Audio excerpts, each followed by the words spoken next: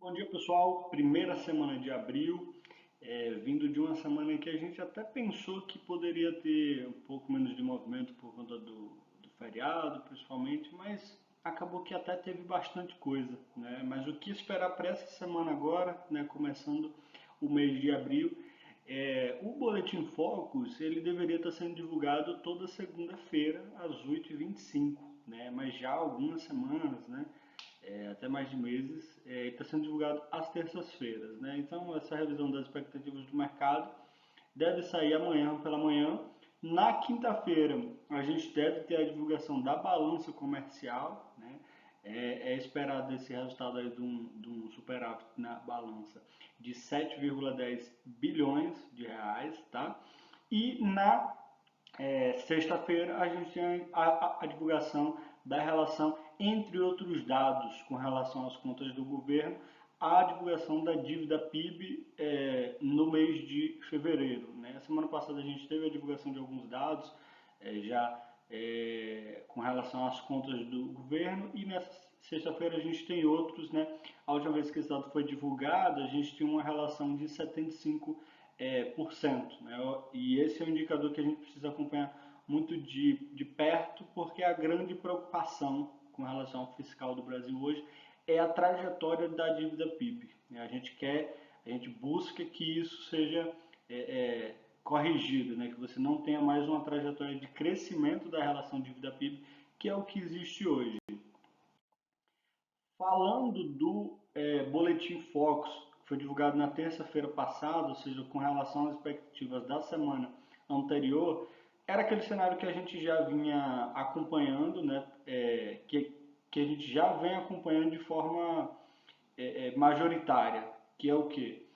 Expectativas de inflação estão caindo para esse ano, principalmente, mas para o ano que vem também, e as expectativas de crescimento do PIB estão aumentando. Né?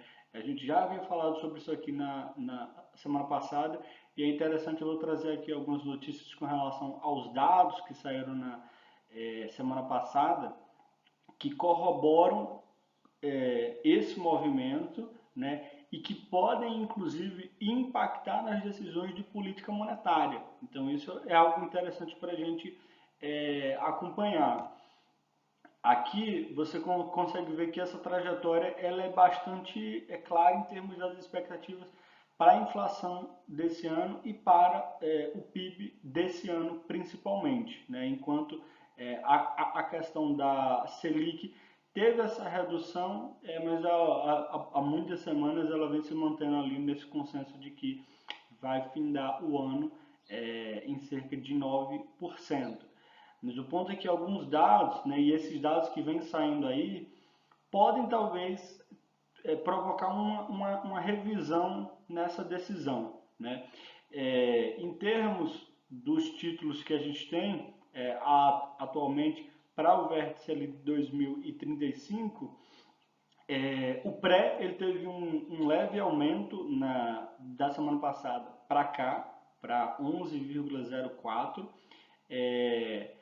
Talvez já considerando, né, uma redução antecipada em termos de quando a inflação, ou melhor, quando a taxa de juros ele vai parar a cair e consequentemente, quando vai voltar a subir. Né?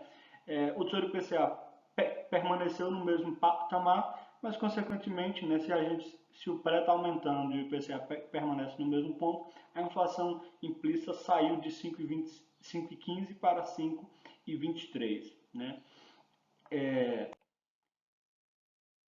No cenário político, na semana passada, o Congresso ele entrou em recesso ali no final da semana e deve continuar assim até a próxima semana, mas a gente teve uma movimentação muito interessante em termos do governo federal, né, que apresentou essa proposta de renegociação da dívida dos estados, que é algo que representa mais de 700 bilhões, né, e que tem muito estado que não está realizando ali o pagamento, aguardando essa negociação. Né? Os estados falam que hoje o indexador da dívida é a Selic, né? E muitos deles falam, você tem um crescimento da dívida acima da inflação muito severo, né? Então isso compromete a capacidade de pagamento. Querem revisar esse indexador.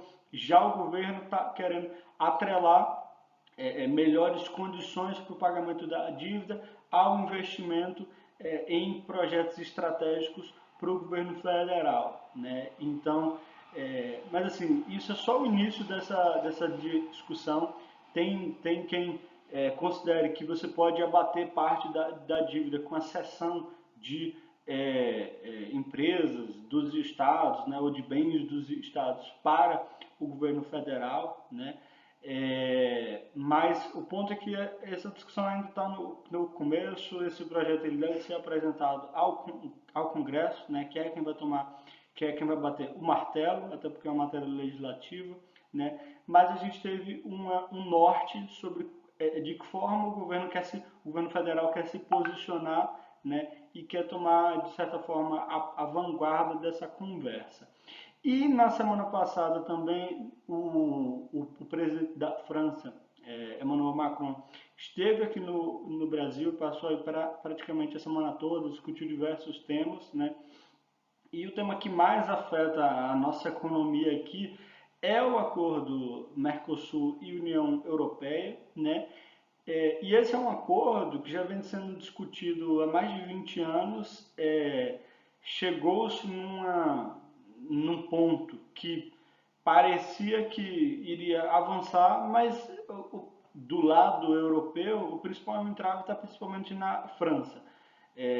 Achou-se que teria possibilidade, que com Macron vindo aqui no Brasil poderia ter uma mudança de perspectiva, mas nada mudou. Ele permaneceu com o mesmo tom de crítica com relação ao acordo, falando que não é bom para ninguém e nesse ponto não avança em nada. Então tá no mesmo estágio de negociação desse acordo, frustrando as expectativas, mas que na verdade já eram baixas, né? Ninguém tinha muita esperança de que poderia ter uma mudança nesse sentido. O que a gente teve, né, de maior impacto foi com relação à ata do Copom e com relação aos dados que se seguiram à ata, que de certa forma corroboram isso. Por quê? No comunicado que saiu na quarta-feira retrasada, o Copom já tinha informado, né, não, que não ele já tinha sinalizado, né, mudou ali a forma de falar, ao invés de utilizar próximas reuniões, né, uma diminuição da mesma magnitude nas próximas reuniões, ele passou a utilizar a próxima reunião, né? Isso não é garantia de que não possa ser uma redução de 0,5% na próxima reunião e na seguinte, né? Depende de como os dados vão se apresentar. Mas a expectativa hoje, como eu comentei semana passada, é que a partir daí você tenha essa próxima queda seja de 0,5% e a partir daí as quedas passem a ser de 0,25%, né? Isso por quê? Porque a atividade ela já está acelerando, né? Então, e na semana passada alguns indicadores eles até tiveram alguns sinais em direções distintas, né? Primeiro a gente teve ali a divulgação do IGPM, né, que teve uma deflação, que é um movimento que a gente já vem vendo, a gente já vem observando há alguns meses, né? No acumulado de 12 meses, inclusive, a deflação está em menos 4,26%, né? Mas, e aí o mais interessante, né, foi que o próprio relatório de inflação do Banco Central, que foi divulgado na quinta-feira, ali depois da reunião do Conselho Monetário Nacional, o próprio Banco Central já revisou mais umas vezes a expectativa do PIB para cima, né? E a gente teve os dados de criação de vagas de emprego, né, formais aqui no Brasil, acima do esperado, 306 mil vagas, porém, a gente teve o nível de desemprego também aumentando, né? Ainda num nível historicamente baixo, mas o nível de desemprego subiu. Então você pode me perguntar, poxa, mas como é que você criou mais empregos do que era esperado, mas mesmo assim o desemprego aumentou? Porque existem duas classificações para as pessoas que são desocupadas, para as pessoas que não trabalham, né? Que você pode estar no desemprego ou no desalento. A diferença é se você está procurando ou não trabalho, né? Quando você e isso é até interessante, porque às vezes você está há tanto tempo sem trabalhar que você simplesmente desiste de procurar emprego, né? E aí, quando isso acontece, o nível de desemprego até diminui. Mas não quer dizer que a economia está melhorando, né? Você simplesmente desistiu, né? Então, nesse caso aqui, mais pessoas estão voltando a procurar emprego, né? Então, você tem uma criação no número de vagas, ou seja, mais pessoas conseguindo emprego, e você tem esse retorno também. Isso mostra essa questão de que a atividade ela está avançando. Ainda não chegou no ponto disso ter um impacto nos indicadores de inflação. Esse é um ponto muito importante, né? O Banco Central ele não é contra o crescimento, jamais vai ser contra o crescimento, né? Mas ele atua para que um crescimento desorganizado não gere, né, inflação, porque isso prejudica a economia e o principal papel do Banco Central é proteger o poder de compra da nossa moeda, né? Então, hoje a gente está vendo um movimento de aquecimento da atividade econômica, mas que não está impactando ainda nos indicadores de inflação, né? Mas a gente sabe que uma coisa é consequência da outra. Por isso que em determinado momento você pode refletir se vai se manter essa trajetória de chegar ao fim do ano com 9% de juros. Será que isso vai ser um pouco mais para cima? Será que isso vai ser um pouco mais para baixo, né? Ainda tem muita coisa para acontecer ao longo do ano. E um indicador a título de informação que eu visualizei ao longo da semana passada, mas se vocês observarem, é um movimento que vem desde o final do ano passado, é a questão do nível de preço e lucro, né? A relação preço-lucro do Ibovespa, né? Do Bovespa atual. Isso aqui, pessoal, é um histórico desde nos últimos 20 anos, né? Isso é muito interessante porque você pode ter a perspectiva que for sobre como é que vai ser o futuro, o que é que você acha que vai dar da economia, se as decisões estão sendo tomadas no caminho correto ou não, mas algo que você não pode negar é que o nível que está hoje é historicamente muito baixo. Pouquíssimas vezes nos últimos 20 anos a gente teve um nível de preço-lucro tão descontado. Porque quando você compra uma empresa, né, de forma fundamentalista, ou seja, eu quero ser sócio dessa empresa, você está buscando o lucro dela, né? E você vai pagar mais com relação ao lucro que essa empresa tem, né? Nesse ponto aqui, o nível atual, as cotações que estão na bolsa estão mostrando que o preço está muito reduzido com relação ao lucro que elas têm. Por isso que tantos analistas veem um potencial de upside, né, de alta da bolsa para os 140, para os 145, para os 150 mil pontos ao final do ano. Inclusive um artigo muito interessante do Lucas Collazo, ele começou o artigo com o título A Bolsa sobe de elevador e ela desce de escada, né? Porque quando a gente teve a alta no final do ano passado, foi de uma vez só. foi em 2, 3, 4 semanas, ela subiu para aquele patamar. Quem estava posicionado aproveitou, quem não estava ficou de fora, né? E foi uma alta que compensou o ano inteiro, né?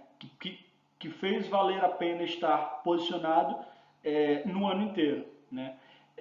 Mas no momento que a gente está nesse período de queda, de lateralização, ela vai insistindo nesse movimento por semana, parece que não tem direção, poucos papéis tem uma movimentação clara, né? Isso perdura por várias semanas, né? Mas se você ver todo o contexto histórico da própria bolsa, o que está acontecendo na economia, esse não é um patamar que deve se perdurar até o final do ano. Por isso que tantos analistas veem essa perspectiva de aumento dos juros, né?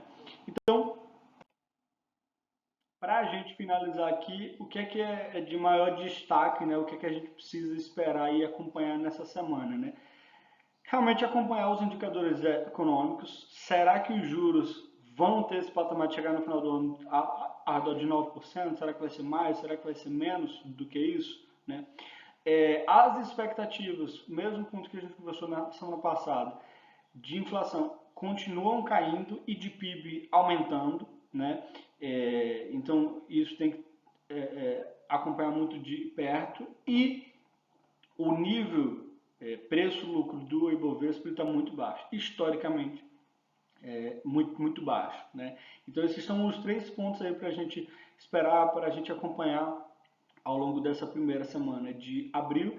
E mais uma vez, caso você precise de uma ajuda com relação ao seu portfólio, né, não hesite em nos procurar e também acompanhe os nossos conteúdos, tanto pelo nosso Instagram quanto pelo canal aqui no YouTube e nosso canal lá no WhatsApp segue de portas abertas. Excelente semana para todos.